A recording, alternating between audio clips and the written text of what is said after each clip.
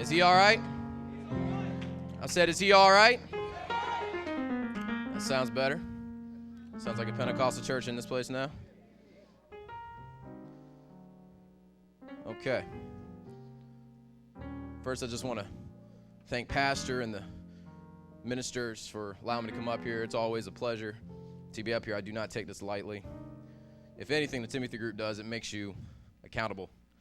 So I appreciate that. If you didn't read the word before, you read it now. So I want to take you all to Deuteronomy 30, verse 19 and 20. Wait for it to come on the board, and I'll read it to you guys along. Read it with me. I call heaven and earth to record this day against you, that I have set before you life and death, blessing and cursing.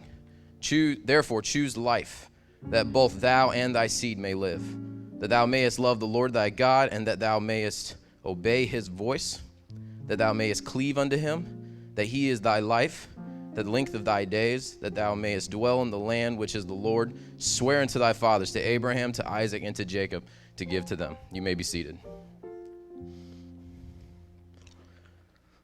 So as you all know, y'all heard a lot. Actually, this morning was a very good sermon for me because it was the confirmation that I needed to talk about what I'm talking about. On the way back from the trip that we took to go to Grandpa Bess's homegoing, I kept praying about, I didn't know really what to talk about tonight. And one of the things that kind of I felt an impression on was legacy was the word that just kept coming to my mind. Legacy. And I wasn't really sure what to go with that. But the more I dug into it, the more I felt led to where to go. So I don't give 5 spots messages, but if I was to give one to this, I would say, what legacy are we leaving? So the reason why I felt inspired and I felt impressed to speak about legacy is because that is the definition of what Grandpa Bess was. He left a legacy. And if I didn't understand what that was before, I understand it now. Because hearing his testimony from everyone, because the beautiful thing about hearing all the different testimonies about him was that you didn't hear just one story. It wasn't no one spoke the same story twice. It was always something different. But it always revolved around one thing, his walk with God. And that spoke volumes to me. That didn't, and a lot of y'all know, as he spoke this morning, this platform was actually built by him. Among many other things, the sound booth was, I believe, built by him as well. I think multiple things were built by him along with a lot of Hampton roads, and he doesn't even live here. But the thing is he was a carpenter by trade, but he was a witness by profession. So what does legacy actually mean? It means something passed down or received from an ancestor or predecessor or from the past. So when we think of leaving a legacy, what do we think of? A lot of times I do get a little carnal at times, and I think a legacy, and when I say carnal, it's not always, greed, but sometimes when you think of a legacy, you want something with your name attached to it passed down, whether it's to your children or to some sort of business that you may work for. You want to be remembered. You want to be remembered, but do you want to be remembered for the right things? Do you want to be remembered for the hard work you put in, or just you were there? How do you view yourself? How will your legacy be told? And like I said, I don't mean this in a vain way. I mean this in a spiritual way as well.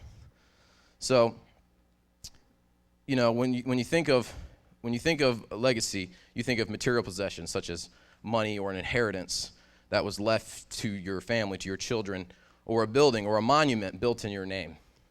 Those are legacies that most people shoot for. But not that these are not impressive accomplishments, but what did you really do for others to remember you?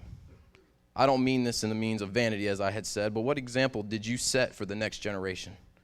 What testimony are you leaving behind to motivate others and inspire?